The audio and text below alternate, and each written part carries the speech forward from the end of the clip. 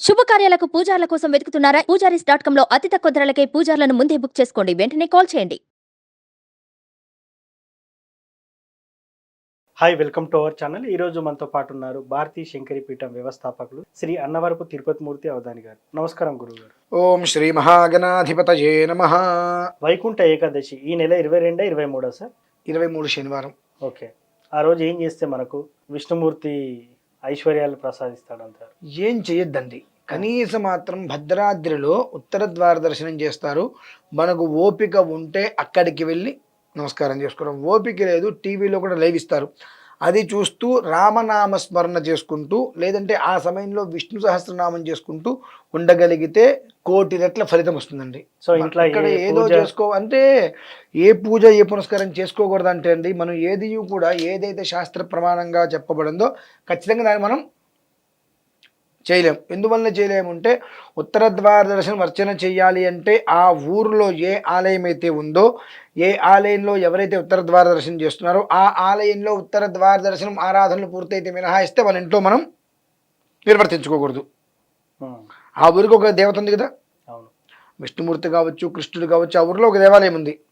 ఆ దేవాలయంలో ఎప్పుడైతే కనుక ఉత్తర ద్వార దర్శనం చేశారో అక్కడ ఆ ఆరాధనలు పూర్తయితే మినహాయిస్తే మన ఇంట్లో మనం చేసుకోకూడదు. అది నియమం సార్? వాస్తవం. అది నియమం అదే కదండి. మనం ఏం చేస్తున్నాము, గుడి వెళ్తుంది, మన దారి మనం చేసుకుంటున్నప్పుడు ఏంటి ఉపయోగం, ఎవరికి ఉపయోగం? అది మీలాంటి వాళ్ళు చెప్తేనే జనాలు రిసీవ్ చేసుకోగలుగుతారు. చాలా ఎందుకంటే అండి, పూజలు ఇంట్లో చేసుకోవచ్చు. ఎప్పుడు ఆ విధానం మొత్తం, దేవాలయ విధానం మొత్తం పూర్తయిపోయింది, అందరికి దర్శనం అయిపోయింది అన్నప్పుడు అక్కడ దర్శనం చేసుకొని ఇంట్లో మిగిలింది నువ్వు చేసుకో. ఎందుకంటే సూర్యో జ్యోతి ఎక్కడైనా చూడండి, అంటే ఇప్పుడు ఉన్న పరిస్థితుల్లో 8, 9, 10 దీపారాధన చేస్తున్నారు విషయం పక్కన పెడితే, ఏ ఆలయం ఉన్నా సూర్యోదయంతో పాటు సమానంగా దీపారాధన వెలుగుతుంది. మనకి ఏదో అంటారు, వైజాగ్లో మొట్టమొదటి దీపం ఎక్కడ వెలుగుతుంది అని అంటే అందరూ ఆలోచిస్తూ ఉంటాం. అందరూ ఏం చెప్తారు, లైట్ స్తంభం ఏదో అంటారు. కానీ ఎక్కడైనప్పటికీ కూడా మొట్టమొదటి దీపం దేవాలయంలో వెలుగుతుంది. ఆ దేవాలయ దీపం తర్వాతే ఎక్కడైనప్పటికీ కూడా.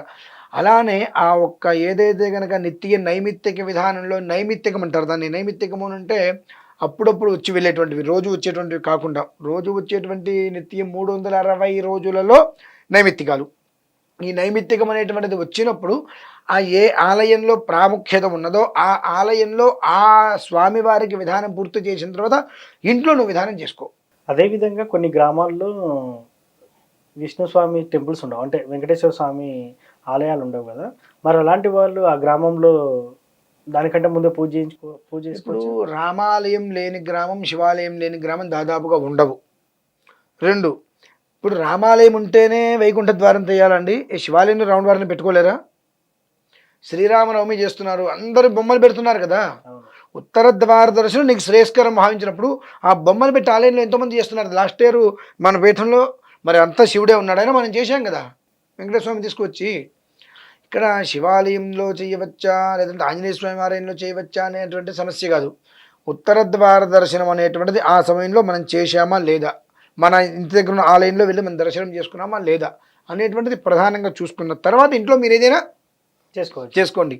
అలా కాకుండా ఆలయంలో విధానం నడుస్తూనే ఉంటుంది, మనం చేసుకుంటాము అంటే 2.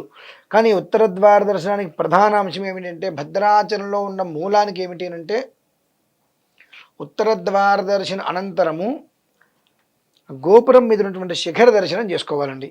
గోపురం మీద ఉన్నటువంటి శిఖర దర్శనం అన్నిట్లకి శిఖరం భద్రాచలం. ఎందువలనంటే అన్ని చోట్ల ఉండేటువంటి శిఖరం వేరు. అక్కడ సుదర్శన చక్రం ఉంది పైన, రాముడు వారి యొక్క ఆలయంలో పైన సుదర్శన చక్రం ఉంది. అది ఇప్పటిది కాదు, రామదాసు నుంచి అది దేవాలయం ప్రతిష్ఠ చేసినప్పుడు ఆయనకి నీటిలో దొరికింది. ఎంతమంది ఎన్ని రకాలుగా శిఖరం పెడదాం అనుకున్నా అది అవట్లా. అవ్వనప్పుడు దానికి ఏం చెప్పారు, రాముడు వారు నా మీద భక్తి ఉన్న వాళ్ళే వెళ్ళాలంటే కొంతమంది గజెత్తకాలు దిగారు, ఆయనకి దొరకలేదు. మళ్ళీ రాముడు వారు ఏమన్నారు, నీ అంతటి భక్తి నా మీద ఎవరికి లేదు, నువ్వు వెళ్ళు నీకే దొరుకుతుంది అనగా నా గదులు గోదావరిలోకి వెళ్ళంగానే చేతిగా అందింది. దాన్ని తీసుకొచ్చి ఇక్కడ స్థాపించడం జరిగింది కదా. కనుక ఇది అనంతరం దాని దర్శనం చేసుకోండి. ముక్తి అనేటువంటి ఆటోమేటిక్గా లభ్యమవుతుంది. భద్రాద్రికి మూలం సుదర్శనం. సుదర్శనము అంటేనే ఇక దాన్ని దర్శనం చేస్తేనే చాలు. ఇన్ని రకాల దోషాలు తొలగిపోతున్నటువంటిది ఉన్నది. ఉత్తర ద్వార దర్శనం చేసుకోండి, సుదర్శన దర్శనం చేసుకోండి, హాయిగా వచ్చేసేయండి. ఓన్లీ ఆ రోజు చేసుకోవాలి సార్, వైకుంఠ ఏకాదశి రోజు? రోజు చేసుకోవచ్చు ఎప్పుడైనా, కానీ కనీసం ఆ రోజు అయినప్పటికీ చేసుకున్నట్లయితే కనుక ఆయన భక్తుల కోసం ఏదైతే ఇవ్వాలి, భక్తుల యొక్క మనస్సులో ఏ కోరికలు అయితే ఉన్నాయో ఆ కోరికలను తీర్చాలనేటువంటి విషయంలో చాలా సంతోషంగా ఉంటాడు కనుక ఆ రోజు దర్శనం చేసుకున్నప్పటికీ కూడా అన్ని రకాల దోషాలు తొలగిపోయి సుఖ సంపదలకి నిలయం అయ్యేటువంటి అవకాశం ఆ కుటుంబానికి ఉంటుంది. ఓకే. అందువలన ఆ రోజైనా చేసుకోండి కనీసం. అనంతరము ఇళ్లలో గుడిలో పూర్తి చేసుకునేటువంటి విధానం ఏదైతే ఉంటుందో అది పూర్తయిన తర్వాతే ఇంట్లో చక్కగా పచ్చకర్పూరం అన్ని వేసుకొని రౌండ్ వారికి ఫొటోస్ పెట్టుకొని వాళ్ళకి విష్ణుహస్త్రం దర్శనం చేసుకొని చక్కెర పొంగలి అవి నివేదన పెట్టుకొని చక్క అది 7-7:30 వరకు అక్కడ 4-4:30-5 గంటలకు అయిపోతుంది. దర్శనం అనంతరం అక్కడ కూర్చోక్కర్లా. దర్శనం అనంతరం దర్శనం చేసుకోవటము, ఏదో ఒక శ్లోకం స్వామివారిది అనుకోవటం, అక్కడి నుంచి ఇంటికి వచ్చేసి ఇంట్లో విధానాలన్నీ కూడా ఏర్పాటు చేసుకుంటూ 7:30 వరకు పూర్తి అయిపోతుంది. అంతకన్నా కావాల్సిందే ఉందండి. దీంట్లో ఎలాంటి ఫలితాలు ఉంటాయి సార్ ఇది ఈ పూజ చేయడం వల్ల ఎస్పెషల్?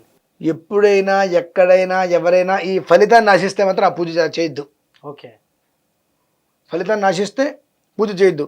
ఫలితాన్ని ఆశించావు, కల్పసూత్ర విహితానుసారంగా ఒక తాడులో అంటే ఒక దారంలో పూసలు ఎలా అయితే కనుక మనం వేస్తుంటే వరుసగా హెచ్చు తగ్గులు లేకుండా వరుసగా ఎలా అయితే వస్తుంటాయో ఆ రకంగా చెప్పినట్టుగా నువ్వు చేసేటట్టయితే ఫలితం గురించి ఆలోచించు.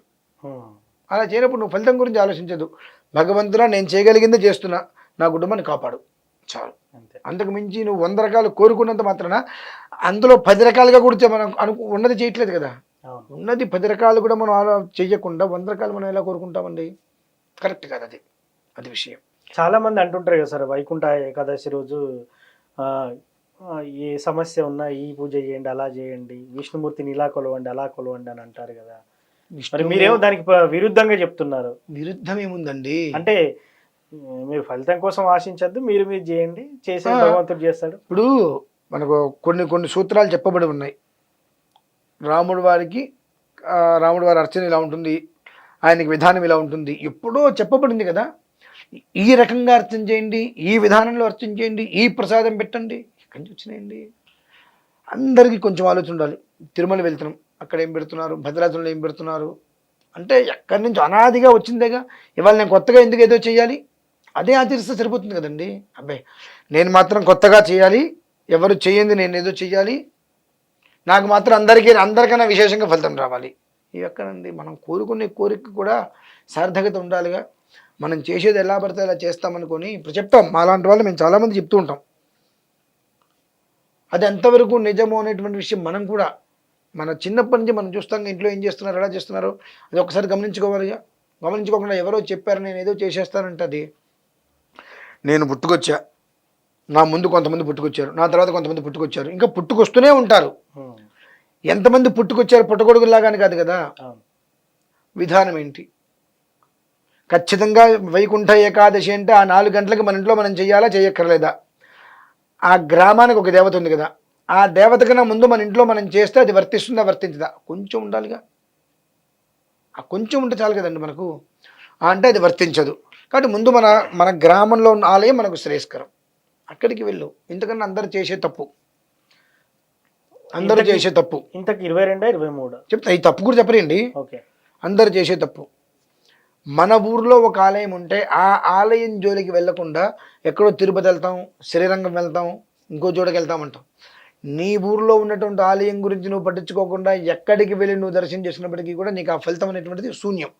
కాబట్టి ముందు నీ ఊర్లో ఉన్న, నువ్వు తిరుపతి వెళ్తావు, ముందు నీ ఊర్లో ఉన్న ఆలయానికి నమస్కారం చేసుకో. స్వామి దర్శనార్థమే నేను తిరుపతి వెళ్తున్నాను, నమస్కారం చేసుకో. ఆయన అనుమతి తీసుకొని వెళ్ళు. భద్రాచలం వెళ్తున్నావు, ఆయన అనుమతి తీసుకొని వెళ్ళు. అలాగే ఊర్లో ఉన్నటువంటి దేవుణ్ణేమో దేనికి పనికి మాన వాళ్ళగా పక్కన పడేసేసి తిరుపతి వెళ్తాను, కొండెక్కి వెళ్తాను, మెట్లెక్కి వెళ్తాను అంటే ఇక్కడున్నవాడు నీకు దేవుళ్ళలా కనిపించలేదా? అక్కడున్న ఆయన మాత్రమే దేవుళ్ళలా కనిపించాడా? ఏంటండి అంటే నీ చూపులో తేడా ఉంది, దృష్టిలో తేడా ఉంది, ఆలోచనలో తేడా ఉంది. కాబట్టి నీకు ఫలితం కూడా అంతే వస్తుంది. కాబట్టి ఎప్పుడు విధానం అంటే 23 శనివారం జాగ్రత్తగా ప్రతి ఆలయంలో పూర్తి చేసుకున్న తర్వాత తన ఇంట్లో తాను చేసుకోవడం అనేటువంటిది సకల శ్రేయోదాయకం. Thank you sir. Vaikuntha Ekadashi ఏ రోజు జరుపుకోవాలి, ఏ రోజు జరుపుకుంటే ఎలాంటి ఫలితాలు ఉంటాయి, చాలా చక్కగా చెప్పారు. Thank you. నేను ఫలితాల గురించి చెప్పలేదండి, ఫలితం ఆశించకుండా చేయమని చెప్పాను. సంతోషం అండి. చూసారు కదా, ఇది వాటి కార్యక్రమం. మరో కార్యక్రమం మళ్ళీ కలుద్దాం. Thank you.